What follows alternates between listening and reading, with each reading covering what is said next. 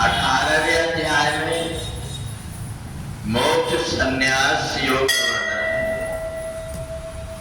एतान्यपि तु कर्माणि संगम त्यक्त्वा फलानि च कर्तव्यानि मे पार्थ निश्चितं मत्समः।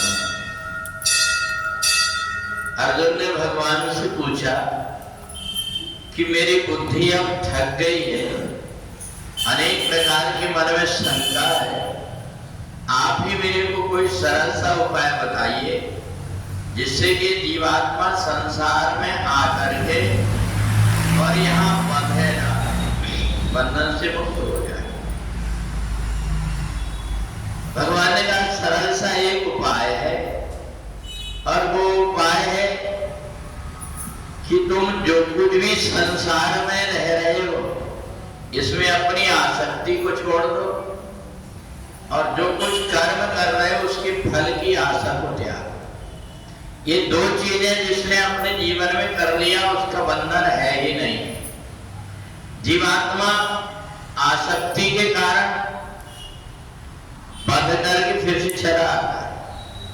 अगर मृत्यु समय हमें अपने दुकानदारी की, अपने बेटा बेटियों की याद आती है तो मरने के बाद में वहीं कोई ना कोई योनि में फिर से जन्म हो जाता है। और अभी तो बाप बन करके आए थे, अब पता नहीं बैल बन करके आए तो फिर सारा काम बैल का करना पड़ेगा।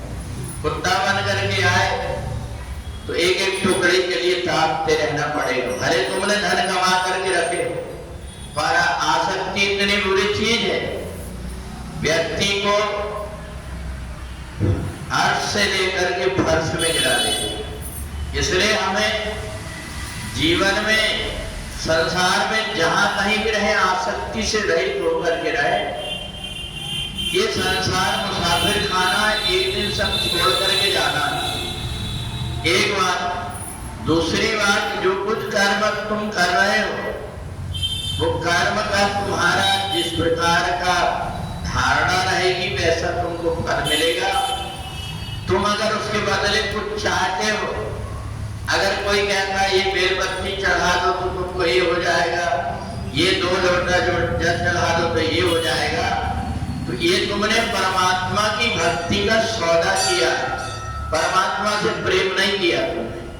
तुमने अपनी इच्छा पूरी हो जाए मैं ये कर रहा हूं, कोई इच्छा पूरी हो ना हो बात की बात है, परंतु हमने अपना ईमान बिगाड़ दिया इस प्रकार की भावना अपने अंदर करके। तो इसलिए 2 चीजें जीवात्मा को छोड़ देना चाहिए।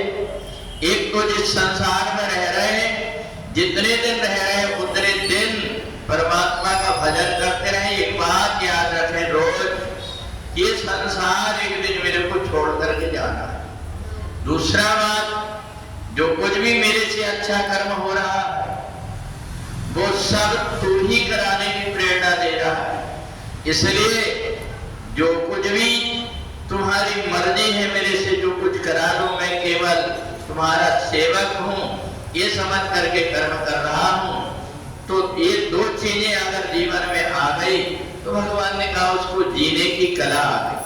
बाद में व्यक्ति गया में जाकर कितना पिंडदान करे, कुछ भी करे, पर वो जो जीवात्मा है मरते समय यम यम वापि स्मरण भावम, जैसे जैसे उसकी धारणा थी उसको भोगना ही पड़ेगा। अवश्य में भोक्तव्यम शुभाशुभ कर्म फलम, कर्म के फल अच्छे और बुरे तो भोगना ही पड़ता है। इसलिए कि हम अगर मरने के बाद में पानी देने से हमारा उद्धार होगा ये सोचते तो हमारा भ्रम है।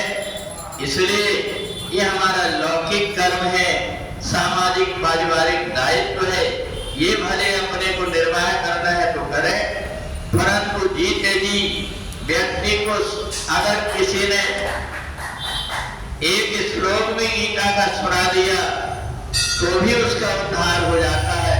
तो इसलिए गीता जीवन में मोक्ष देने वाली है, जीवात्मा को पढ़ाती है। 2 सुपर्णा संज्ञा सुजाता, तुम 2 भाई बैठे हुए हो, एक जीवात्मा एक परमात्मा।